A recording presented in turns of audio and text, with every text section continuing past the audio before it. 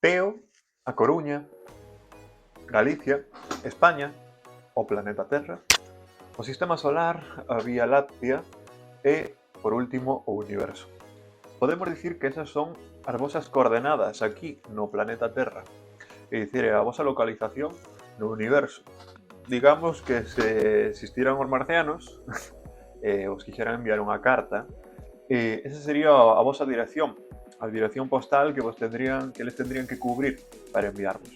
Pero bueno, non estamos aquí para tratar onde vivides, senón máis ben para afondar no primeiro apartado deste tema, que se ven a titular o planeta Terra e a súa representación, e non ven a ser máis que simplemente a localización da Terra no noso universo.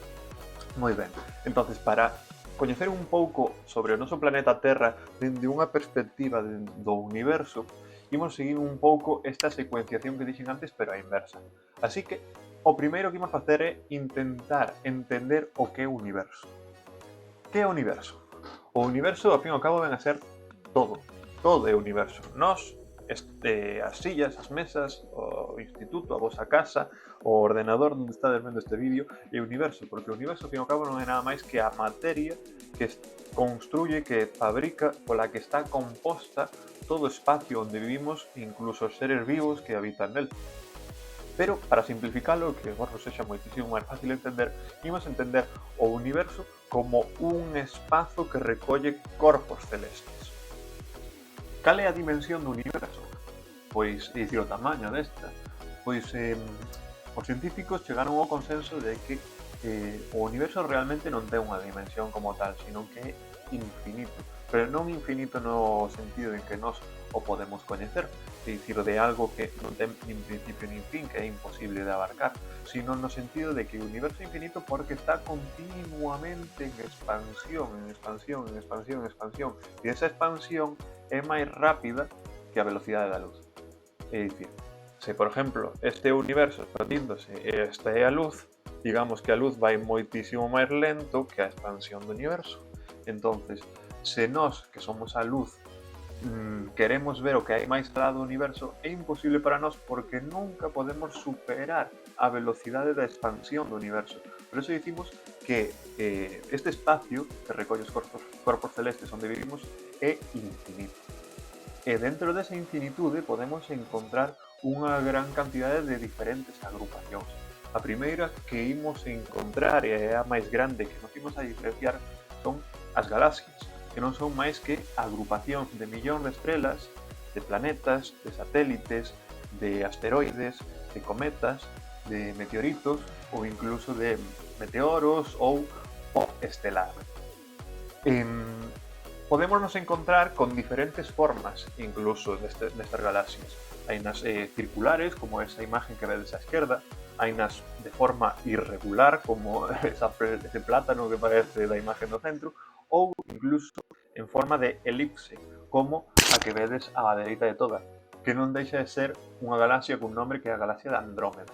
Pero entre todos eses miles de millóns de galaxias que nos podemos encontrar no universo, nos imos a destacar principalmente a nosa, que é a Vía Láctea. É unha das máis grandes que se encontran na súa región. Por exemplo, unha que ten ao lado, que é a que mencionei antes, a galaxia de Andrómeda, é un poquinho máis reducida. É dicir, digamos que vivimos nunha das galaxias máis grandes da nosa región. E esta galaxia ten unha forma diferente ás anteriores. Ten unha forma en espiral, como podedes comprobar. E aí é onde no seu interior se encontran millóns, pero millóns, miles de millóns de estrelas. E entre esas estrelas está o noso astro favorito, que non deixa de ser o Sol. É aí onde se encontra o sistema solar. Como vedes nesa imaxe, nese puntiño amarelo, que realmente é moitísimo máis pequeno, só que eu puxen así de grande para que puideres ver, é máis ou menos onde se encontraría o noso sistema solar e, polo tanto, o noso Sol e, de seguido, o noso planeta Terra, o noso fogar. O sistema solar, pois basicamente é un sistema planetario no sentido de que consiste en que moitos planetas, é dicir, astros celestes que non brillan todos os astros que brillan son estrellas, os astros que non brillan normalmente imos entender como planetas, pois un sistema planetario, astros que non brillan que xiran en torno ao astro que brilla, neste caso, o Sol. Encontrámonos con varios planetas no noso sistema solar, en concreto con 8, e podemos diferenciar entre planetas rochosos e planetas gaseosos. Seguindo unha orden de distancia do Sol hasta a máis lexos, podemos encontrar primeiro con Mercurio, logo con Venus, a Terra e Marte.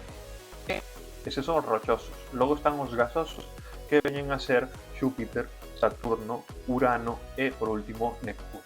Normalmente, nestes planetas tamén nos encontramos outros astros máis pequeniños que xa non xiran en torno ao Sol, sino que van xirar en torno aos mesmos planetas. E por eso non poden ser considerados planetas. Son considerados satélites. Por exemplo, no planeta Terra temos a Lúa, un satélite natural. Logo tamén temos outros satélites artificiais dos que non imos a falar neste vídeo. Pero os satélites non é algo específico e concreto do planeta Terra. Teñenos outros moitos planetas. Por exemplo, Marte conta con 2 satélites. Ou incluso o que vedes na imaxe, que é o máis característico, que é Saturno, onde ese anel que envolve por completo o planeta realmente non é un anel, non? Son moitos satélites, moitas lunas, por exemplo, que están agrupadas entre sí, están tan xuntas que parece un disco que envolve o planeta. Pero non é un disco, son simplemente pequenos planetiñas, é dicir, pequenos satélites que giran en torno a Saturno. Agora, Terra. A extensión da Terra é moito máis pequena do que realmente nos creemos se a comparamos xa non só co universo, senón xa sería unha bastada, senón dentro dos planetas do sistema solar. En comparación ao Sol, pois é unha pequena canica. E logo, en comparación aos planetas gasosos, pois vese unha gran diferencia de ainda que temos que dicir en beneficio do noso fogar, do noso planeta, que dos planetas rochosos, Venus e Marte, somos o planeta grande, gañándolle por moi pequenos pouquiños kilómetros a Venus. Outra que temos que entender da Terra. A Terra non é unha pelotita, non é redonda, como nos parece visto en imágenes por satélite, típica aplicación do Google Maps, Google Earth, onde o planeta Terra así de lonxe. Realmente non é redonda, é o que se coñece como un esferoide. E isto consiste, para que entendades, é como se collemos unha bola de plastilina, facemos un e a aplastamos por arriba e por abaixo, e iso coñeces como un achat, o planamento dos polos. Entonces, ten forma redonda, pero non é unha redonda externa. E iso é o que provoca que no noso planeta teñamos un ecuador, unha do planeta en dous, diferenciando entre hemisferio norte e hemisferio sur. No hemisferio norte, por exemplo, temos un 59% de superficie terrestre, mentres que no hemisferio sur temos aproximadamente un 17% de superficie terrestre.